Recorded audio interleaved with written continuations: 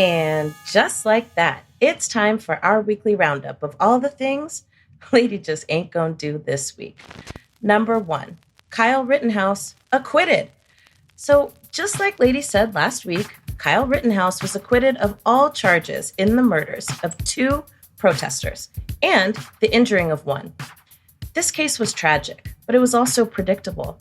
Vigilantes, and more than that, vigilantism, is protected by the criminal legal system as long as you're white. And that's not hyperbole, folks. You can kill another person if you have a reasonable fear that they want to cause you harm. But here's the trick. Reasonable is relative. Is it reasonable for white folks to be afraid of Black people? Yes, because their perception of Black people is as criminals, as dangerous.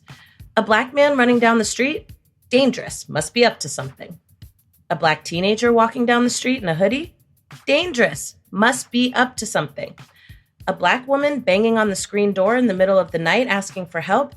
Very dangerous, must be trying to rob me.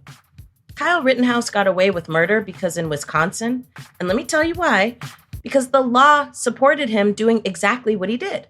That, coupled with a sympathetic arbiter who got to decide which information the jury could and could not consider, all but ensured that the jury would come to the conclusion that Rittenhouse was justified in his fear, and therefore engaged in self-defense, even though he showed up to a protest with an AR-15 to join other vigilantes alongside the police, illegally crossing state lines with a gun he couldn't even legally have. And something Lady knows we need to keep paying attention to is that we're encouraging private citizens to take matters into their own hands. There were dozens of private citizens with guns alongside police with guns, and their primary goal was to protect property from BLM protesters who were there because a Black man was shot in the back 7 times. Other things Lady just ain't gonna do this week: Malikah Shabazz found dead in her apartment in Brooklyn at age 42. Now, Shabazz was one of the youngest daughters of Malcolm X, born several months after his assassination, and she was found dead in her Brooklyn apartment this week, just a few days after the men who were convicted in 1966 of killing Malcolm X were exonerated. Foul play is not suspected, but it's just one in a long string of tragedies that has hovered over and around this family. The assassination of their father in the most horrific way, which some of them were there to witness in that ballroom that night. The death of their mother due to a fire that her grandson set, and then his death years later in Mexico City. I mean, it's a lot. Lady and the whole squad sends our condolences to the family, and we hold them in our prayers. We pray for respite for this family. We pray for healing, and we pray for love to prevail. May we find the people who murdered their father. Okay, here's what we want more of this week, though. Number 1, vigilantes being stopped in their tracks from getting away with cold-blooded ass murder. Now, you will recall that the father and son duo and their neighbor who chased Ahmaud Arbery as he was jogging down the street and ambushed him and then killed him and then claimed self-defense, well, you'll recall that this trio was actually found guilty today of felony murder and a whole other host of charges in Georgia with an all-white jury with the exception of 1 Black juror. Now, what did they need defending from exactly? A Black man running down the street. No, that's not hyperbole. That's exactly what the father said when he called 911 after killing a man. The operator goes, "What's the emergency?" And he responds, "There's a Black man running down the street." America, goddamn. There are lots of sighs of relief today, especially after earlier in the week when Kyle Rittenhouse was acquitted of murder. And after having done this dance quite a few times now over the last decade, I can say honestly, it's okay to feel whatever you feel, as long as you feel something. Now, I guarantee you, someone somewhere will try and tell you that what you feel is wrong, and to that I say, what the fuck ever. The problem is not feeling. It's the numbness, the headiness of it all. Now, before the analysis and the commentary and all that shit, just take a moment to feel. Feel the pain that will never go away from his mother. The pain that surely exists with the families of the men who murdered Ahmaud, that their loved ones are now going to be put in a cage for most likely the rest of their lives. Look how racism and white supremacy tears us apart. Feel all of that. And then, after you've been feeling all that, then decide what you're going to do, how you're going to contribute to building a world that is free of this bullshit. Other things Lady loves this week is a man wrongfully convicted of murder is freed after 43 years behind bars. Now, this story broke Lady's heart, but it also made it swell at the same time. Kevin Strickland was exonerated, finally, for a triple murder he did not commit. And after spending 43 years in jail, his first stop once he was freed from prison was his mother's grave. She died just a few short months ago in August.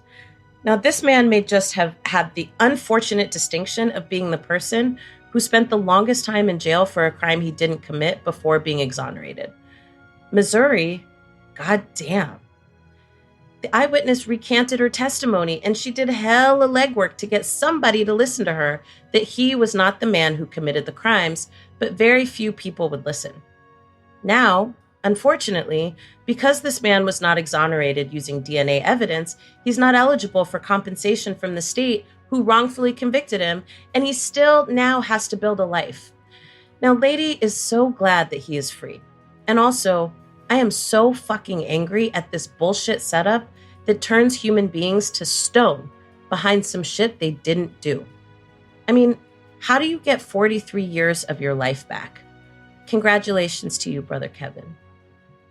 Other things we loved this week is the Charlottesville trials, even though it was a mixed bag. So we had all the vigilante trials ever just pile up in a short amount of time because God's got jokes. But even though the jury couldn't come to any agreement on federal charges, it did find organizers of the Unite the Right rally in Charlottesville that resulted in the murder of Heather Heyer liable for damages to the tune of more than $25 million for injuries to counter-protesters. Now, who's going to pay this? Well, people like Richard Spencer, disgraced alt-right leader.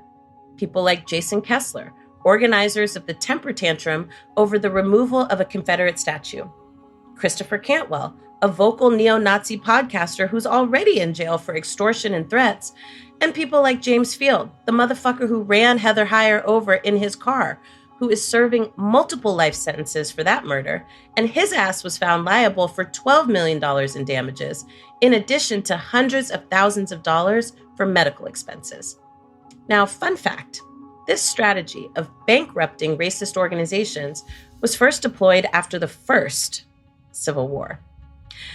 And I do say first on purpose, because what the fuck do you think we're in right now? Now, the Department of Justice was first established in the late 1800s to go after the Ku Klux Klan. Now, part of what they would do is sue the shit out of the organization until the organization had no more money to function. That's pretty much what's happening here, too. But if Lady's going to keep it 100, let me tell you, I think the Biden administration would be wise to up the ante a little bit on white supremacists and vigilantes. Now, of course, we've been saying this at the Black Futures Lab and the Black to the Future Action Fund as a part of our Black agenda and our Build Back Bolder mandate for the Biden-Harris administration. But that was back in February, and the stakes are even higher now. Now, of course, there are all kinds of state laws that need to be adjusted and adapted. But the federal government can also make laws and oversight stronger to send clearer guidance to states and municipalities and just motherfuckers in general about what we is gonna do and what we ain't gonna do. So, anywho, lovelies, head on over to the Black to the Future Action Fund and sign on to the mandate. We can make our voices heard that this administration must take a strong stance with respect to racial terror and white supremacist violence. Other things Lady loves this week is dance parties, honey. Now, I had the good fortune of literally stumbling into a lovely dance party this week, and I can say without a doubt that one of the things that Lady loves most is a good dance party.